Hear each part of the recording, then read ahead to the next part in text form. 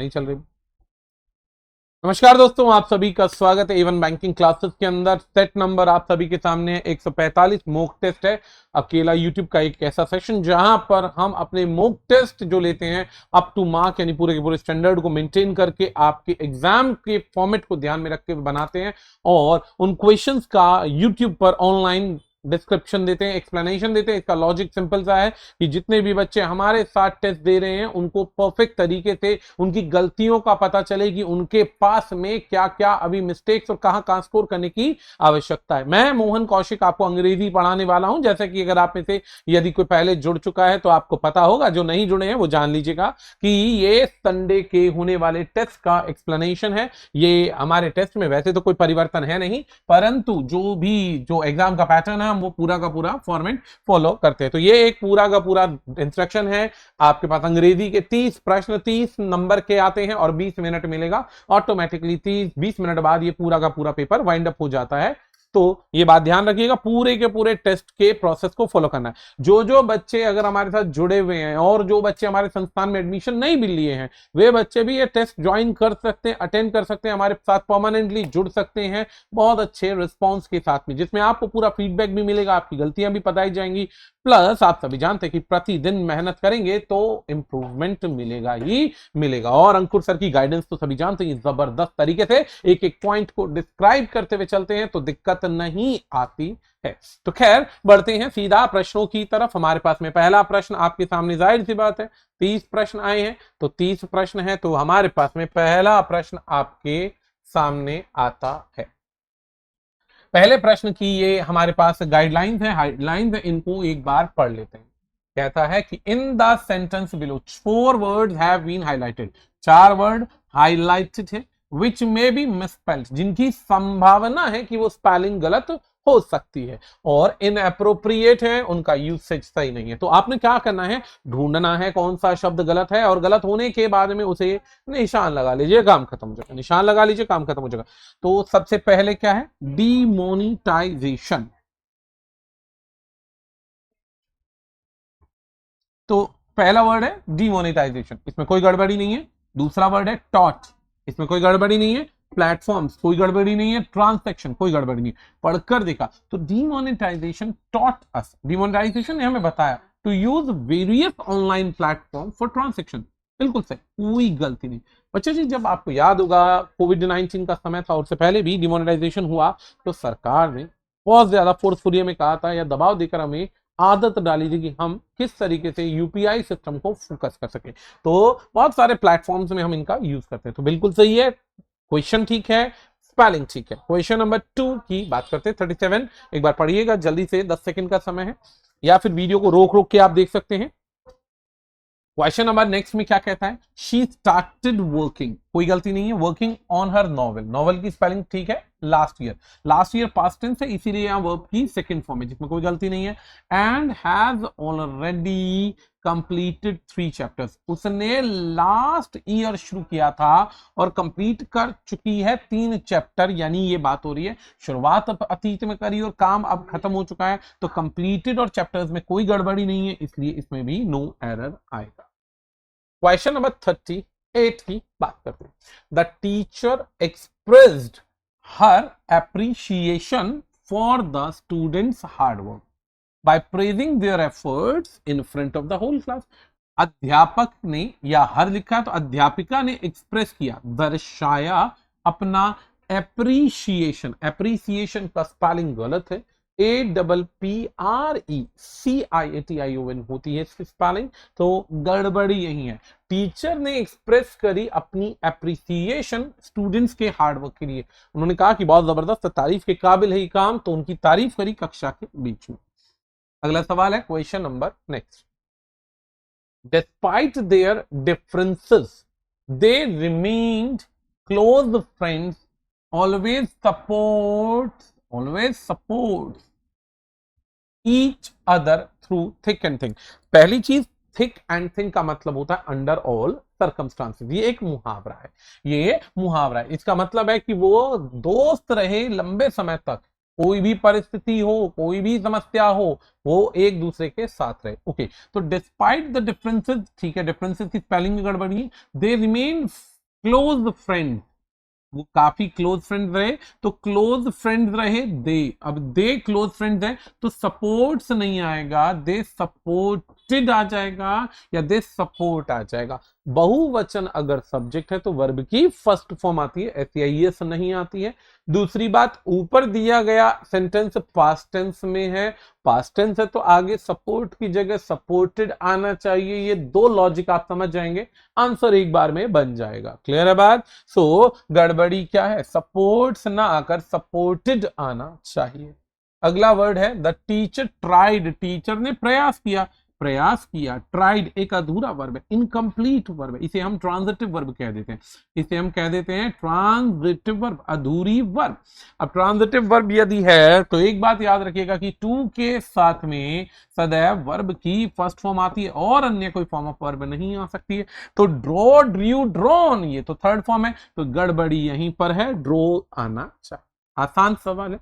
अगला सवाल है identify the correct form of option given below, इनमें से आपको सही वाक्य ढूंढना है। भाई गड़बड़ी है, गड़बड़ी है, इसमें सही वाक्य ढूंढना है। तो सबसे पहला है, ठीक है जी, सही वाक्य ढूंढना है तो पहले तो आपको पढ़ना है। ऑब्वियसली बात है, ये तो पढ़ने का मैं समय दूंगा नहीं क्योंकि आप ऑलरेडी ये प्रश्न टेस्टों में पढ़ चुके हैं। जो बच्चा नहीं पढ़ा है वो दोबारा ध्यान से वीडियो को पॉज करके देख ले और पढ़ ले।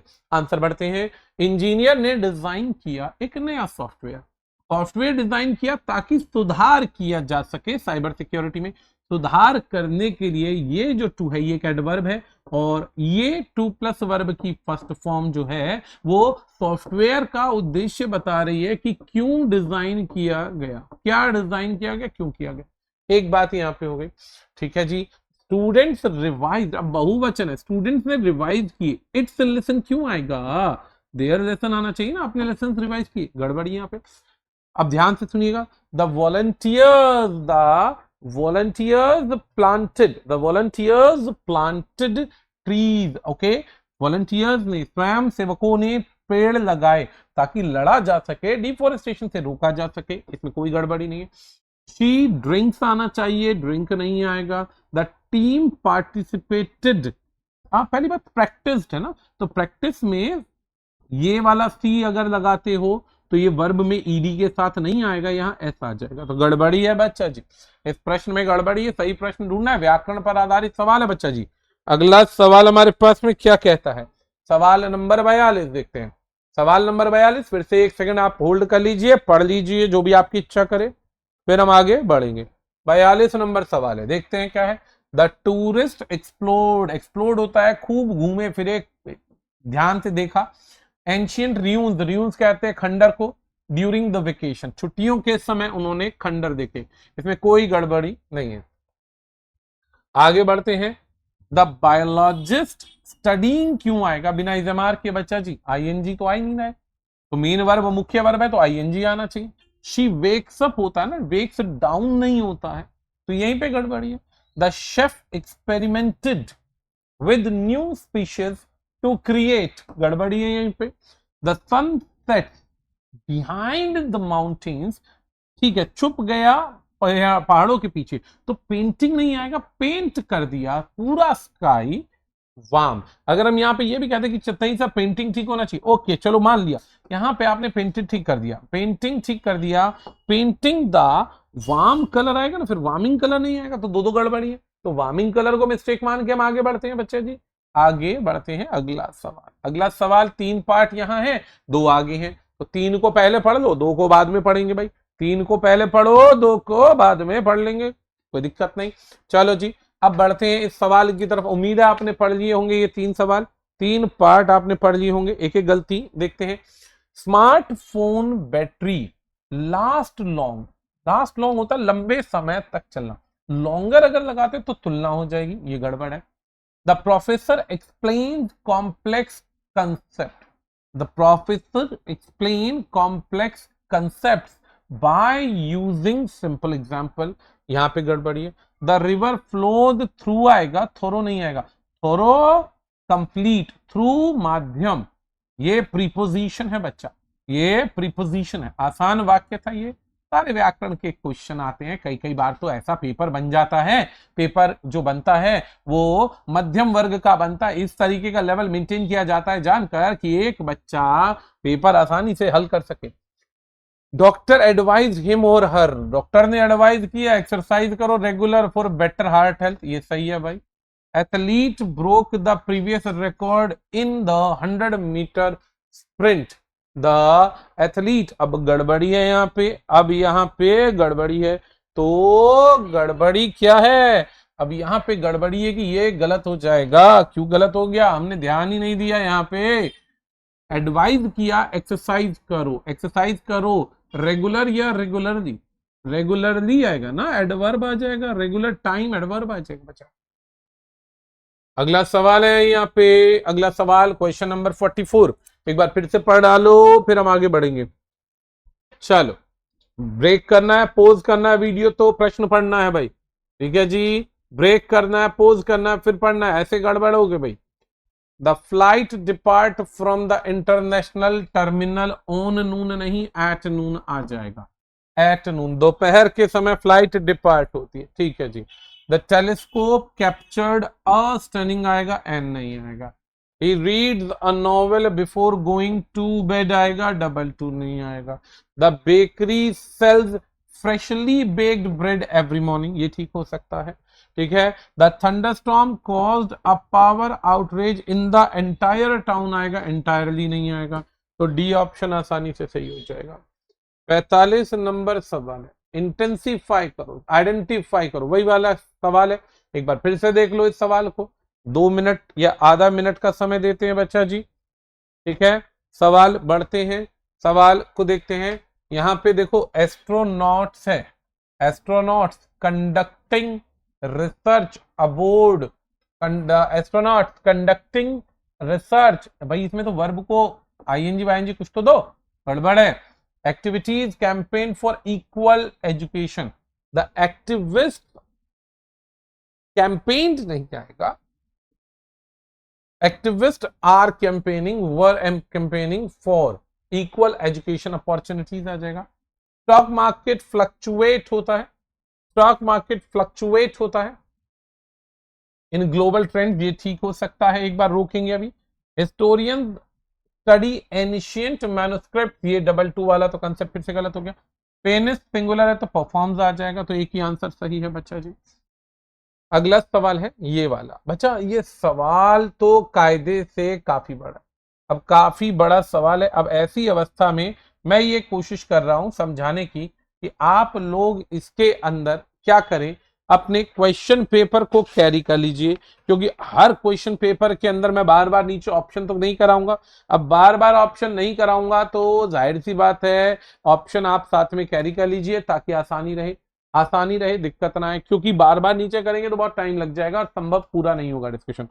अब सवाल है यहाँ पे, कहता है 2021 के अंदर डेंजरस हीट वेव चली थी, हीट वेव यानी गर्म लू चली थी, स्ट्रक कर रही थी यानी टकराई थी नॉर्थ अमेरिका में, लीडिंग टू एक्सट्रीम टेम्परेचर, अब जिससे क्या हुआ, एक्सट्रीम लेवल का टेम्परेचर हो गया लगभग पूरे, लगभग काफी सारे, तो यहाँ पे प्रीपोजिशन आएगा अक्रॉस, अक्रॉस कहते हैं लगभग मैनी सराउंडिंग रीजन, उस पूरे रीजन के अंदर बहुत भारी मात्रा में क्या हो गया था, बहुत भारी मात्रा में हीट वेव्स छा गई थी। अब जब हमारे पास प्रीपोजिशन आता है तो 4 प्रीपोजिशन दे रखे, down, within, through, across, spate, spate बहाव को कहते हैं, प्रीपोजिशन नहीं है। और कायदे से यहां पर ऑब्जेक्ट के बाद एरिया को दर्शाना, कहां फैली, तो आपको यहां प्रीपोजिशन चाहिए और प्रीपोजिशन दिखाने के लिए क्षेत्र जोड़ना जरूरी है, तो उसके लिए लगभग के लिए अक्रॉस आएगा, लगभग काफी सारे।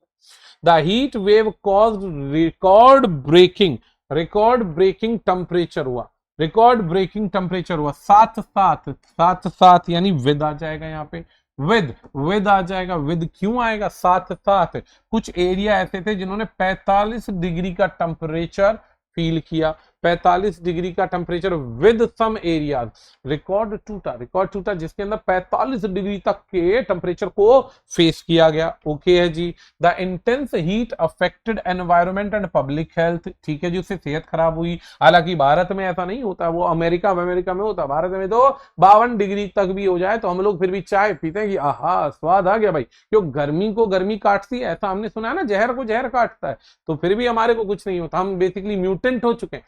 वाइल्ड फायर स्प्रेड रैपिडली, बहुत तेजी से वाइल्ड फायर फैली, डिस्ट्रॉय कर दिए जंगल, वाइल्ड लाइफ हैबिटेट डिस्ट्रॉय कर दी। सेंटेंस खत्म हो गया। अगला सेंटेंस आता है, जब ऐसा हुआ ठीक उसी समय, वाइल, ठीक उसी समय, दो एक्शन सेम चल रहे हैं, एक तरफ आग बढ़े जा रही है, दूसरी तरफ फायर फाइटर्स जो हैं बहुत मेहनत कर रहे हैं, बिना रुके बिना थके। Dry and the hot condition बहुत ज्यादा डिफिकल्ट बना देती आग को रोकना। Many people have to evacuate, बचाकर निकाला गया उनके घरों से, इमरजेंसी की सर्विसेज को और ज्यादा बढ़ाया गया, उनकी लिमिट्स को पार किया गया। तो लिमिट पार करने को कहते हैं beyond the limit, beyond their limit. Beyond their limit का मतलब होता है जरूरत से ज्यादा प्रयास किए गए और एफर्ट्स किए गए ताकि और ज्यादा घंघोर मेहनत की जा सके। बहुत ही बढ़िया भाई। अगला सवाल आता है हमारे पास, हीट वेव ऑल्सो इम्पैक्टेड, यानी हेल्थ सर्विसेज पे भी बहुत असर पड़ा, हॉस्पिटल्स में बहुत ज्यादा बीमार होने लगे, स्पेशली कब, स्पेशली अमंग क्यों लगाया, अब यहां पे और कोई प्रीपोजिशन तो कंजंक्शन आई नहीं रही है, कंजंक्शन आई नहीं रही क्योंकि TOO का इस्तेमाल किया गया ऑप्शन में, आउट का इस्तेमाल है, बिसाइड और एंड का इस्तेमाल है, ये तो आ ही नहीं सकती। तो अमंग वल्नरेबल ग्रुप्स लाइक, अब इनमें कौन कौन से है, बड़े लोग, बच्चे और भी बहुत सारे, ऊपर तो हैं ये भी लोग हैं। अथॉरिटी ने एडवाइज किया सबको घर में रहो और पानी पीते रहो ज्यादा से ज्यादा, तभी जिंदा रहोगे, नहीं तो निपट जाओगे। अगला सवाल, एक्सपर्ट्स क्या कहते हैं, एक्सपर्ट पॉइंट आउट कहते हैं क्लाइमेट चेंज जो है कंट्रीब्यूट कर रहा है ऐसे एक्सट्रीम इवेंट, जैसे जैसे मौसम बदल रहा है। उन्होंने दबाव दिया अर्जेंट एक्शंस की रिक्वायरमेंट है, और इसके बाद में वर्ब आएगी, यहाँ पे वर्ब आएगी, प्रीपोजिशन आएगी क्योंकि आगे वर्ब है, तो टू प्रिवेंट, अर्जेंट एक्शन क्यों चाहिए, ताकि प्रिवेंट किया जा सके डिजास्टर से, तो ये एक सिंपल सा प्रोसेस था, इसको एक बार देख लीजिए और आसानी से ये पार्ट यहाँ पे फिनिश हो जाएगा। बढ़ते हैं आगे की तरफ, मुझे नहीं लगता इतना आसान पॉइंट आपको कोई भी दिक्कत देगा, ठीक है। तो ये इसके उत्तर जो हम ऊपर डिस्कस कर चुके हैं, ठीक है जी। आगे बढ़ते हैं, अगला पॉइंट क्या कहता है, अगला पॉइंट, अरे बाबा, अरे रुको 52 के बाद 60 तक हमारे पास है कॉम्प्रीहेंशन। वैसे तो बच्चों को जब कॉम्प्रीहेंशन पढ़ाते हैं तो एक लाइन बोलते हैं कि भाई आप लोगों को क्या करना है, पहले कॉम्प्रीहेंशन के क्वेश्चंस पढ़ लो ताकि आंसर दिया जा सके, परंतु इस अवस्था में मैं ऐसा नहीं बोल रहा हूं क्योंकि ये उन बच्चों के लिए है जो ऑलरेडी कॉम्प्रीहेंशन पूरा पढ़ के टेस्ट दे चुके हैं, तो उनके लिए मैं ट्रिक नहीं, उनके लिए मैं कॉम्प्रीहेंशन को समझाने के वेज लेकर आया हूं। समझाने के वेज यानी कि कैसे कॉम्प्रीहेंशन को अर्थ समझना है। ट्रिक तो हम बता चुके हैं, ट्रिक तो हमारे सब बच्चों को पता ही है, हमारे को नया कुछ नहीं बताना है, हमें सिर्फ आंसर बताना है कि अगर ऐसा कोई क्वेश्चन आए तो कैसे हम उसको समझेंगे। बेसिकली रिपीट करना है, रिवाइज करना है, समझना है बहुत सारी चीजों को, रिवाइज करना है बहुत सारी चीजों को। अब यहां पर हमारे पास कुछ चीजें आती है, रिवाइज करना है कुछ चीजों को और समझना है, ठीक है ना। तो पहले हम पहला पूरा पैसेज पढ़ते हैं, फिर हम बात करेंगे। In our fast paced world, जिस तरीके से हमारा संसार बहुत तेजी से चलता जा रहा है, maintaining a clean and organised space, जिसे हम मेंटेन कर रहे हैं साफ सुथरा और organise space, can have profound impact on our mental health wellbeing, जो अफेक्ट कर सकता है हमारे दिमाग पर, ठीक है जी। अब यहां पर डिक्लटरिंग एक वर्ड है, मुझे नहीं पता डिक्लटरिंग क्या होता है, लेकिन जब आप इसकी गूगल करेंगे, इसका अर्थ समझने की कोशिश करेंगे, तो डिक्लटरिंग क्या होगा वो आपको समझना है। डिक्लटरिंग होता है self care, stress free environment के अंदर रहना, सेल्फ केयर करना और जो प्रेशर देने वाली चीजें उनको हटा देना, ठीक है ना। तो डिक्लटरिंग होता है एक बहुत अच्छा माहौल, and cleaning not only enhance the appearance of our surrounding but also help us feel more at peace, reducing stress and anxiety. अब डिक्लटरिंग का मतलब होता है साफ करना, एक माहौल में ऐसी गंदगी, नकारात्मकता या कोई ऐसी चीजों को हटाना जिससे हमें समस्या होती है और हम नकारात्मक होते जाते हैं, तो उन चीजों को हटाने की बात की जा रही है। ठीक है जी। अ क्लटरिंग फ्री एनवायरमेंट, अब क्लटरिंग फ्री एनवायरमेंट की बात की जा रही है, यानी इस तरीके की नेगेटिव माहौल को हटाने वाला जो बेसिकली माहौल होता है, फॉस्टर बढ़ाता है clear productivity, sense of control over our life, यानी कि बहुत अच्छे से स्वच्छता मिलती है, हाँ बहुत अच्छा प्रोडक्शन किसी काम को कर सकते हैं, उत्पादन बढ़ सकता है और लाइफ को सुधारा जा सकता है। However, the process of decluttering can sometimes feel daunting, especially when we are stuck in a rut. कई बार क्या होता है, माहौल में हम फंस जाते हैं, हमारा माहौल ऐसा है कि पूरा शेड्यूल, लाइफ साइकिल, सब चीजें फिक्स्ड है, हम चाहकर भी कुछ नया नहीं कर सकते। जब हम नहीं कर सकते तो हम एक तरीके से ऐसे माहौल में फंस जाते हैं जहां पे हमें वही चीजें फॉलो करनी है जो सामने दी गई है, नया हम कुछ कर नहीं सकते, पुराना हम बेसिकली करते जा रहे। तो ऐसे में स्ट्रक इन रट, हम फंस चुके हैं। और यहाँ पे एक सवाल आता है कि शुरुआत करे तो करे क्या। बहुत सारे लोगों के साथ समस्या है कि हम एक काम में फंस जाते हैं, भाई ये तो फंस गए, अब करना ही करना है। तो ऐसी अवस्था में हमारे पास सवाल है, one of the biggest misconception about decluttering is that it must be completed in a single day. अब डिक्लटरिंग का मतलब क्या होता है कि एक ही दिन में होना चाहिए सब कुछ, ऐसा नहीं कि आप उसमें भी दिन लिए जा रहे हो, कैसे खत्म करेंगे, कैसे सुधार करेंगे, क्या करेंगे हमें नहीं पता। In reality it is far more effective to tackle it gradually. हालांकि सच्चाई में बहुत जरूरी है, यानी कि माहौल नेगेटिव है उसे पॉजिटिव बनाना, अच्छे से अपने आप को पैम्पर करना, ये जरूरी है। Setting aside just a few each day to remove unnecessary item and organize our belonging can create a lasting habit and prevent clutter from accumulating again। यानी कि कई बार क्या होता है, ये कोई ऐसा नहीं है कि बहुत लंबा प्रोसेस है, डेली की डेली हम छोटी छोटी आदतें बना ले, जो चीजें हमारी लाइफ में हेडेक हैं या जो चीजें उनसे पीछा छुड़ाओ, मतलब पीछे हटाते चलो, वो हमारे हेडेक ना बने, ताकि हम धीरे धीरे अपने आप को हल्का फील करें। Over time these small efforts, छोटे छोटे एफर्ट्स करके हम अपने मूड को बूस्ट करेंगे, डेली लाइफ एनहेंस होती जाएगी। इंपैक्ट जो होता है डीक्लटरिंग का बेसिकली बहुत ज्यादा होता है। अब आप इसे शुरू कर सकते हैं जैसे हैविंग अ टाइडी होम, गंदा घर होना भी एक तरीके से इंपैक्ट डालता है। अब वेल ऑर्गेनाइज स्पेस, अब अगर आप साफ सुथरी जगह रह रहे हो तो आप काम पे ज्यादा फोकस कर सकते हो, एफिशिएंसी बढ़ सकती है, स्लीप क्वालिटी बढ़ सकती है, माइंड ज्यादा फ्री रहेगा। जब हमारी सराउंडिंग बहुत अच्छी शोर शराबे की होगी, चाउटिक होता है हल्ला गुल्ला हर समय, तो हमारे दिमाग में हमेशा डिसऑर्डर रहेगा, कठोर काम पे हम कंसंट्रेट नहीं कर पाएंगे, रिलैक्स हम हो नहीं पाएंगे। अब सपोज करो आपका घर एक ऐसे स्थान पर है जहां बाजू में रोज डीजे बजता है, तो आप क्या करोगे, कंसंट्रेट कर ही नहीं पाओगे, वो आपको परेशान करेगा। तो डिक्लटरिंग जो है ये बेसिकली बहुत ज्यादा आती है, लेकिन डिक्लटरिंग होता है धीरे धीरे चीजों को हटाना, तो डिस्ट्रैक्शन से आपको दूर करती है, एनवायरनमेंट अच्छा प्रोवाइड करती है, आदमी काल्म रहता है, पॉजिटिव रहता है, और एडिशनली क्लीन स्पेस, और ज्यादा अच्छा साफ एरिया होगा तो आप और अच्छे से स्ट्रांगली रिकमेंडेड वे के अंदर और अच्छा काम कर सकते हैं। दैट बीइंग सेड, इसीलिए कहा गया decluttering is not always easy. आसपास का नेगेटिव माहौल हटाना, हेल्दी लाइफ जीना, स्वच्छता से जीना आसान नहीं होता है। Many of us accumulate sentimental item or struggle with decision making it difficult to part with things we no longer need. कई बार होता है हम अपने बेसिकली उन चीजों से इमोशनली जुड़ जाते हैं। एक नीति कहती है, इवन हमारे वास्तु भी क्या कहता है, जो चीजें हमारे यूज की नहीं उन्हें हटा दो, फेंक दो, लंबे समय से यूज नहीं आ रही, फेंक दो उनको। ज्यादा लंबे समय रखोगे, एक टाइम आएगा कि आपका घर, दिमाग, माहौल इतना नेगेटिव हो जाएगा कि आपके दिमाग में हमेशा नकारात्मक भाव चलते रहेंगे। हमेशा नकारात्मक भाव आपको पीड़ाजनक बना देंगे, आपके लिए पीड़ा क्रिएट कर देंगे, ये बात याद रखनी है। ठीक है, we may found our self vying keeping at something just in case letting it go for sake of space and simplicity. फालतू की चीजें इकट्ठी करके रखने से अच्छा उन्हें जाने दो, ताकि सिंप्लिसिटी रहे, सिंपल जीवन रहे, आसान रहे, दिक्कत ना। इन सच मोमेंट्स, अब यहाँ पे रिक्त स्थान है, help from friend, family member और इवन प्रोफेशनल ऑर्गेनाइजर, लोगों से मदद लो।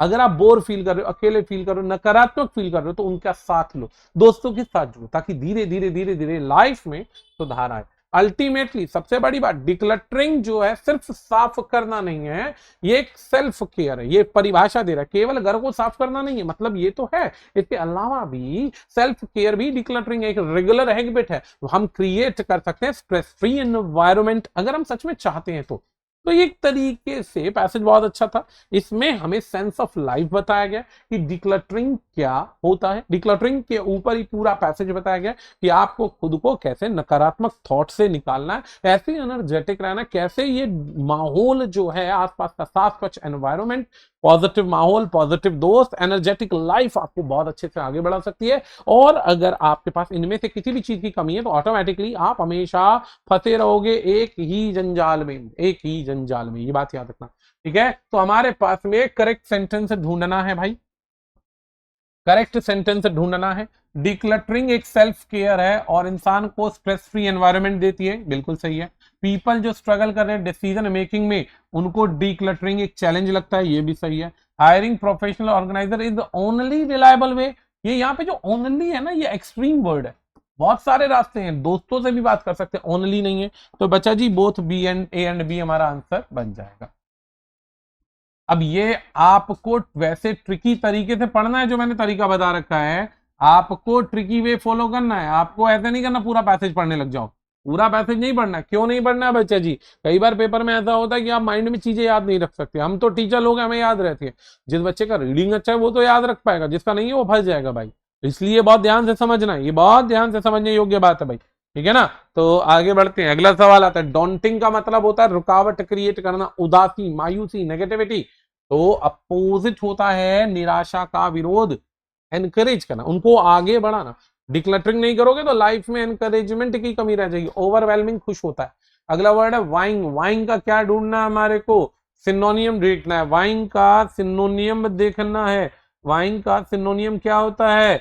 कंपीटिंग कहते हैं इसको, कंपीटिंग। वाइंग का मतलब होता है कंपीटिंग, ये बाकी चीजें नहीं होंगी, हेजिटेट नहीं, इग्नोर नहीं। अगला वर्ड है फिल इन द ब्लैंक, जो ऊपर फिल इन द ब्लैंक्स था, जो ब्लैंक के अंदर हमारे पास सवाल था, क्या था ना, स्पेशली एक ब्लैंक था हमारे पास में, in such moment help from in such moment help from, जो हम हेल्प ढूंढते हैं, हेल्प ढूंढना होता है, ढूंढना। जैसे यहाँ पे एक आर्टिकल में, ये रुक जाओ, ये सीकिंग वर्ड याद रखना बच्चा, सीकिंग वर्ड याद रखना। देखो ये रहा, इन सच मोमेंट, इन सच मोमेंट सीकिंग हेल्प, ढूंढना, मदद, दोस्तों से, फैमिली फ्रेंड से काफी मददगार साबित होगा। तो डिक्लटरिंग का पार्ट हो गया। अगला हमारे पास में अगला सवाल क्या है? ईडीएम स्ट्रक इन अ रट, स्ट्रक इन अ रट का मतलब होता है एक ही काम में फंस जाना, जैसे कि लूप में फंस जाना, वही काम बार बार बार बार बार बार करते रहना, स्ट्रक इन अ रट कहलाता है, स्ट्रक इन अ रट कहलाता है। इसको हम कहते हैं फीलिंग ट्रैप, ट्रैप में फंस जाना, रिपीटेड काम करना। क्या बेनिफिट है? What are some benefits of decluttering? Decluttering के, क्लीनिंग के पैसेज के अनुसार क्या बेनिफिट है? जल्दी से सोचना है, फिर से सोचना है। पहला बेनिफिट, मूड फ्रेश रहता है, काम कर सकती हो, बहुत बढ़िया। स्लीप क्वालिटी बढ़ती है, मेंटल लेवल बढ़िया हो जाता है, ये दो ठीक है। एम्बिशन और फोकस, नहीं नहीं एम्बिशन की तो बात ही नहीं हो रही, बोथ ए एंड बी सही है भाई। Identify the incorrect statement, incorrect statement ढूंढनी है भाई, कौन सी स्टेटमेंट इनकरेक्ट है? देख लीजिए, वीडियो को पॉज करके देख लीजिए भाई जल्दी से। अब यहां पे एक ही वर्ड है, डिक्लटरिंग एनहेंस करता है स्लीप क्वालिटी, गलत। क्लीन एनवायरनमेंट करता है। वैसे इसको हम एक्सेप्ट कर सकते हैं क्योंकि क्लीन एनवायरनमेंट भी डिक्लटरिंग का पार्ट है, ये सही है। A cluttered environment can negatively affect focus, बिल्कुल बिल्कुल। माहौल में गंदगी होगी तो हमारे माइंड और डिस्टर्बेंस बढ़ेगा, बिल्कुल ठीक है। डिक्लटरिंग, अच्छा ये दो तो हो ही नहीं सकते, तो ए एंड बी नहीं होगा, ये भी सही है, ये भी नहीं, ये भी नहीं, बचा हुआ यही आंसर होगा। डिक्लटरिंग वन टाइम का प्रोसेस है, नहीं, बहुत लंबा प्रोसेस है, जरूरी नहीं है एक दिन में आप सब कुछ साफ कर दो, सम टाइम ले लेता है। और ये अंतिम प्रश्न है भाई हमारे पास में, what is gradual approach to declutter consider more effective? हर डे कैसे आप डिक्लटरिंग कर सकते हो, कैसे खुद को पॉजिटिव बना सकते हो, कैसे आप कर सकते हो भाई, कैसे कर सकते हो? तो यहाँ पे एक बहुत अच्छा सा ऑप्शन है, ध्यान देंगे तो वैसे इसका आंसर जब आप पढ़ेंगे तो एक ही आंसर बनेगा, it allows decluttering to become a lasting habit. Future में गड़बड़ी ना करो, लंबे समय तक चलो, तो आज अगर काम करोगे तो डे बाय डे आप इसमें इंप्रूवमेंट कर सकते हैं। अंतिम सवाल है भाई पैसेज का, फिर हमारे पास बाकी सवाल आ जाएंगे। What role does a clean and organised space play in enhancing productivity? क्या रोल है स्वच्छता का, क्या रोल है इन चीजों का हमारे पैसेज में, कि अगर स्वच्छता होगी तो क्या फायदा मिलेगा, स्वच्छता होगी तो क्या फायदा मिलेगा? भाई जितना स्वच्छता होगी उससे हमारी दिमाग में क्लैरिटी, सेल्फ कंट्रोल और प्रोडक्टिविटी बढ़ जाएगी, ये सब चीजें इंप्रूव हो जाएंगी। आंसर सी सही हो जाएगा। इसका रीअरेंजमेंट करना है बच्चा जी, रीअरेंजमेंट जंबल वर्ड है हमारे पास में। चलो 5 प्रश्न है जंबल वर्ड के। अनाउंस्ड वर्ब है बच्चा जी, वर्ब से पहले सब्जेक्ट होना चाहिए, वर्ब से पहले सब्जेक्ट होना चाहिए। सब्जेक्ट हमारे पास जज है, सब्जेक्ट हमारे पास जज है, तो डी से आंसर बन सकता है और ए वर्ब आ रही है, तो डी ए बी सी हमारा आंसर बन जाएगा, डी ए बी सी बन जाएगा क्योंकि वर्ब हमारी ए पार्ट में है। नंबर नेक्स्ट क्वेश्चन हमारे पास फिर से रीअरेंजमेंट का है, 62 नंबर है। 62 नंबर में फिर से पढ़ना है। 62 में हमने पढ़ा भाई फैशन कलेक्शन एट द, कोई सब्जेक्ट नहीं, प्रेस्टिजियस फैशन वीक, ऑब्वियसली ये समय या पोजीशन बता रहा है। टैलेंटेड डिजाइनर प्राउडली, प्राउडली की बात हो रही है तो यही आएगा। Talented designer proudly, proudly showcase किया अपना न्यू फैशन कलेक्शन, आंसर बन गया बच्चा जी। नंबर बचे 3 सवाल। द चीयरफुल टोडलर, टोडलर होता है जो बच्चा बेसिकली अभी चलना फिरना नहीं सीखा, छोटा बच्चा है। अच्छा, building blocks giggled joyfully when playing with colour, तो सवाल तो ये आसानी से बन गया, ये सवाल तो आसानी से बन गया कि छोटा बच्चा जो होता है वो बहुत खुश होता है जब चीजें बनती जाती हैं, तो ए आंसर, सब्जेक्ट तो हमारे पास यही आ गया। छोटा बच्चा क्या करेगा, गिगल करेगा, खुश होगा। वर्ब है हमारे पास, ये सब्जेक्ट है वो वर्ब है। गिगल कर रहा है, कब गिगल कर रहा है, कब गिगल कर रहा है, व्हाइल प्लेइंग, जब खेल रहा है कलर्स से। ठीक है जी, बचते हैं 2 प्रश्न, जल्दी से देखिएगा। क्वेश्चन नंबर 64, 64 क्या कहता है? 64 कहता है सवाल हमारे पास में, ब्रेव सोल्जर्स की बात हो रही है। ओके, ब्रेव सोल्जर्स की बात हो रही है। फिर सी आ जाता है, ट्रेंड रिगोरसली, बहुत मेहनत करी। टू प्रिपेयर, ये वाला आंसर बन गया बच्चा जी। अंतिम सवाल है, हर चीज का जब रीअरेंजमेंट देखो, पहले सब्जेक्ट और वर्ब का कॉम्बिनेशन देख लो, उत्तर बनाना बहुत आसान हो जाएगा। तो अंतर आता है, आखिरी हमारे पास सवाल है क्या है भाई, यहाँ पे एडवांस रोबोट क्विकली, ये वाला बन जाएगा। सी ऑप्शन कोई है नहीं। रोबोट क्विकली, क्विकली एक एडवर्ब है, advance verb robot quickly, quickly क्या करता है, लर्न करता है, तो आंसर बन गया हमारे पास। 2 या 3 पेयर भी बन जाए तो आंसर बनाना बहुत आसान हो जाता है। खैर आज की क्लास को यहीं समाप्त करेंगे, मिलेंगे नेक्स्ट बहुत सारे क्वेश्चंस के साथ में। तब तक के लिए बहुत बहुत शुक्रिया, बने रहने के लिए धन्यवाद, बाय बाय, शुक्रिया। ताकि ऐसे क्वेश्चन आप फिर से और स्ट्रांगली प्रिपेयर कर सकें। और याद रखना, इवन बैंकिंग क्लासेस को ज्वाइन करना, सब्सक्राइब करना मत भूलिएगा। ऐसे ढेर सारे मॉक टेस्ट हम प्रोवाइड करते हैं। याद रखिए, पूरे इंदौर में अकेला एक संस्थान है जिसमें इंग्लिश, गणित, बाकी सभी सब्जेक्टों में इतना एफर्ट्स कराया जाता है। बहुत बहुत शुक्रिया, बने रहने के लिए धन्यवाद।